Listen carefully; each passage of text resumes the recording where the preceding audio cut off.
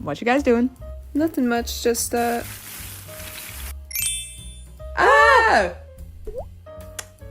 Well, I guess we're doing an Over the Garden Wall episode now. wait, scratch that. Reverse it.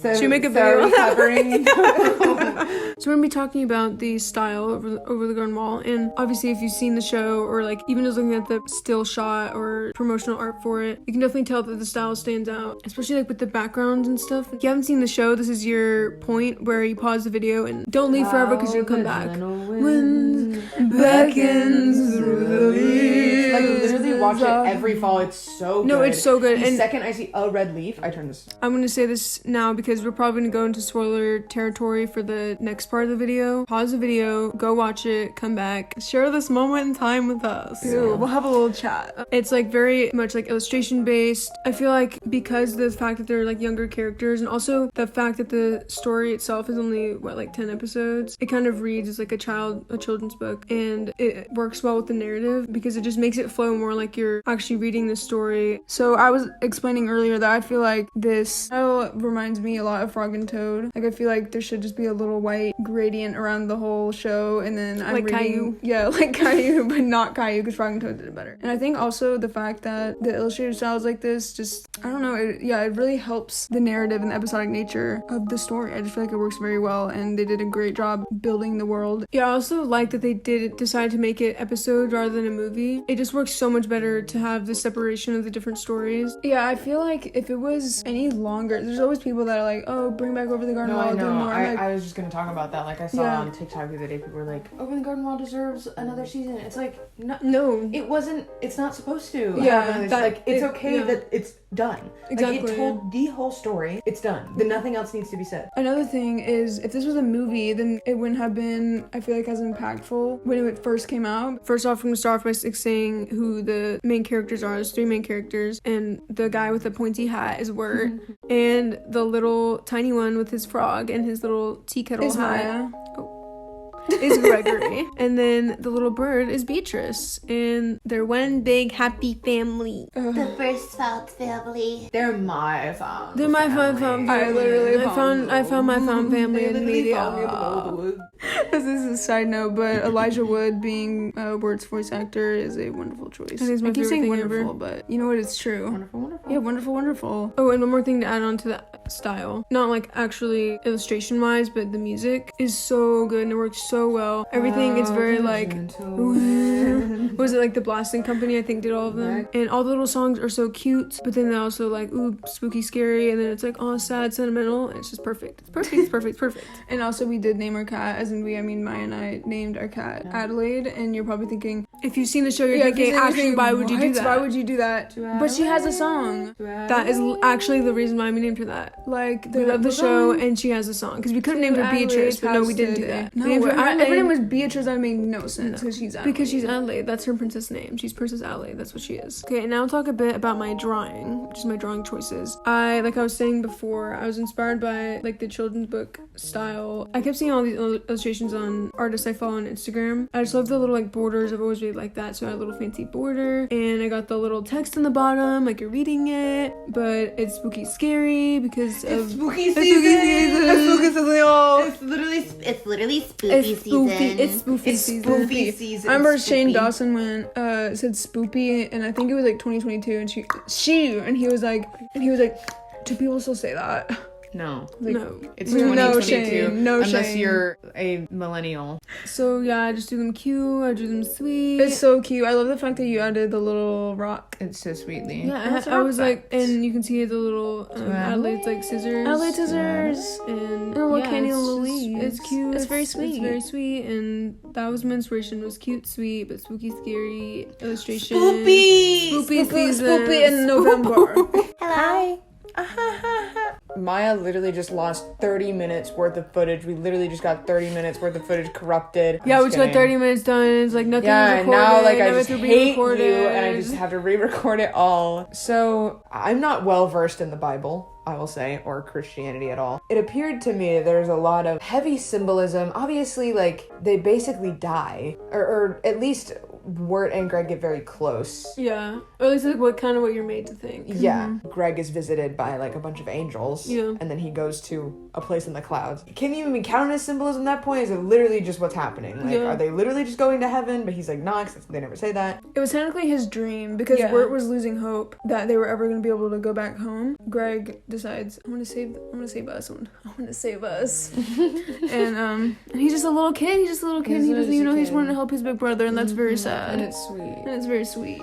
Another one of my favorite parts of the show is when they take the ferry ride and they receive 2 coins to ride the ferry from Mr. Endicott. However, they end up sneaking on without paying anyway. What was interesting, in Greek mythology, when you ride across the river Styx to get to the dead, like the dead, they need 2 coins over their eyes. Or people put 2 coins on their eyes so that in the afterlife they would have coins to be able to cross the river. That's that's interesting. so Yeah, cool. it's like, and that's cool. so like death is very much a whole part of the entire story. Yeah, and also it's really interesting that they sneak on. Like they don't pay, they sneak it's on. like, So it's like they actually they're not supposed to be there. And they're not supposed to die. Which is another interesting thing because at that point, because all the frogs are on the ferry and they're traveling with a frog the whole time. So like, what is George Washington? He's supposed to be there. He leaves and they make a big point of that being like we have to leave him now because he's like going to hibernate with his frog friends. Because he's the one singing the song at the end. He's the one singing the song. So I think maybe he's just the narrator in a way. He's narrating the story for us, even though he's not with him the whole time. I think he's someone who saw it happen. Yeah, who just saw it happen. A fly on the wall, a frog on the wall, a frog in the mud. The show starts out in like a fall setting. Like fall is obviously like, oh, things are dying. They're not dead yet. And then winter is they are dead. Yeah, no, especially tying into the end. Yeah, I mean, where they're when Greg is like dying. just dying and he's in winter a dead chill. tree. I also want to mention the ending. You mean like that twist? Yeah, the twist of the whole time the woodsman thought that his daughter was inside the lantern and trying to keep her alive, but then it turned out to be the beast. Like that was crazy. I remember watching that for the first time and I was like, what? No, yeah, the beast is crazy. Because also that poor man has been trying to keep that lantern lit this whole time. It turns out it was the beast. Had him around his finger. Is that even the right? He had them all wrapped around his finger. They definitely use, like as we were saying with the seasons changing. And like when they the use seasons change. What is even the rest of that song? Most in my mirror. I actually don't know anything about it.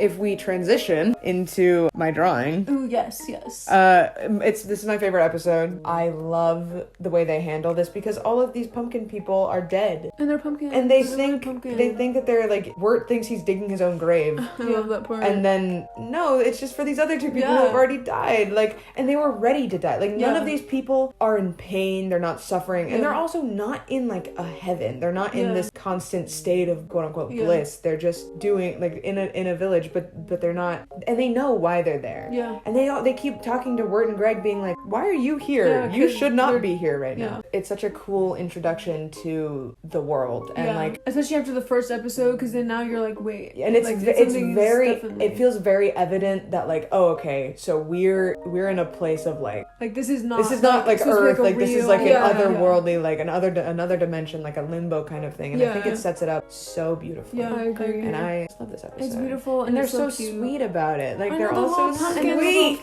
And I love, what's the big guy called? I like the big guy. You know who I'm talking about. Yeah. The big pumpkin. The big guy. Because they gotta go around him. Yeah, no, and it's sweet. They're just like playing. Very sweet. Okay, so wait, who starts off the videos like that? I don't know, Shane Dawson. We always we're harping on like the visuals and the stories and stuff, and we're gonna continue to do that because this is analysis of the. That's me playing a harp. Because that's what we started harping together. I want to talk about the themes of the story, in particular family, because I think that like a family. Come on, I knowing the words of a lyric. A family.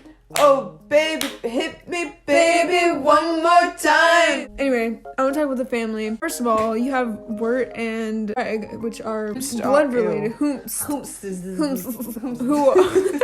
So Greg and Mort are half brothers. I feel like their relationship like ties to the motivation. Like Greg wanted to take both of them home. It wasn't just he wanted to go home. Like he wanted to take both of them when he sacrifices himself. Wirt was giving up hope, but I think also the age of Greg. He's like such an optimistic. Yeah, like a blind. and he's very optimistic. We need more of that in the world. No, actually, No, because he's the one yeah, who saved them. he saved everyone basically. He wanted to help. He his was like the brother, and I think- motivation. Yeah, he was the motivation. Yeah, he eventually motivated Wirt to like saving and actually helping everyone and all escaping. Everything that Greg did ended up working out well for them, which I think is really interesting. Beatrice obviously is an important character that is introduced early on, and her family is her motivation. Like we don't know it when you're first watching, but as you continue with the story, she reveals that her family has turned into bluebirds, and she just wants to turn them back. Because it's her fault. Yeah, but it is her fault. But But she's just. But she's a no, bird. but she's a She bird. didn't She eats even dirt know. and worms. She didn't even know because she's a bird. She just eats dirt and Except she worms. does know because she's a bird. because she's actually Because she's actually a human in a She's a bird human in a form. bird form. She kind of becomes family in a way. Like obviously you could just say it's more found family, like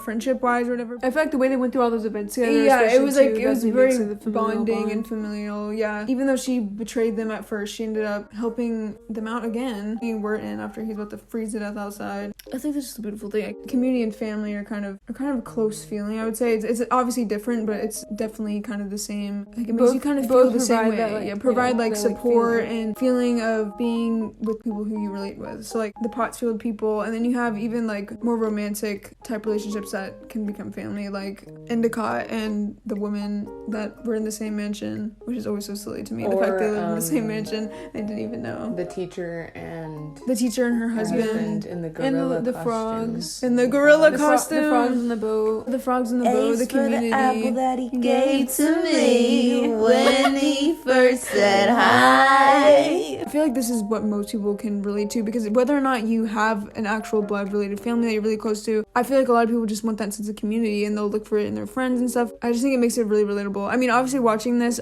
mine are twins. I always feel like the older sister because I was born first. Like solely inserting myself into that, I would be Wirt, might be Greg. Oversimplifying our personalities, but that connection was something that I was able to really feel. I think that's one of the reasons why this show stands out to me so much and connects with me so deeply. Now on to the theory. The main thing that we're going to talk about is how Over the Garden Wall mimics Dante's Inferno. And if you've never heard of Dante's Inferno, Maya, take it away. Okay, so basically, there's this character named Dante, and he's the main character. He's going up a mountain, and then he gets stopped, and this guy named Virgil, and then this, I guess, girl named Beatrice come and help him, take him to hell, so like he goes through all circles of hell. Basically, that is to teach him about life, appreciating it, and like giving more hope, I guess, which is such an extreme parallel to the show, and that's why it's like one of the most popular theories. Wirt would be Dante, Greg would be Virgil, apparently, and then obviously Beatrice would be Beatrice. And the whole thing about Greg being Virgil is more the fact that he is the one who helps lead, obviously in every episode. I guess you can technically call those like the different circles of hell. He's the one who's giving hope to Wirt, pushing forward, like you mentioned earlier, how Greg is kind of always moving the story along, doing things that maybe Wirt didn't want to do. So it's kind of like how Virgil would push Dante to go through to keep going and like teach him. and I think it's really interesting that they use Greg being a child to be Virgil is really interesting, because I feel like Virgil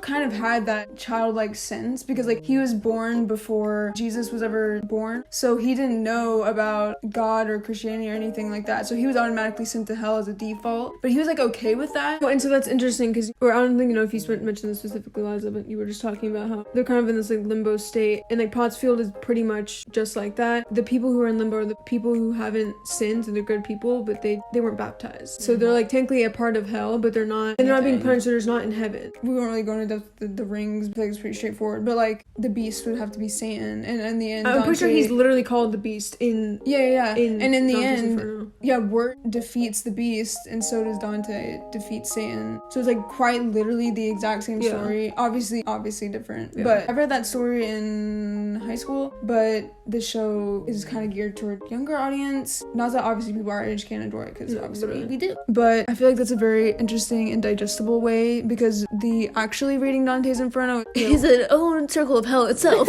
I feel like it's a very interesting way to show the story.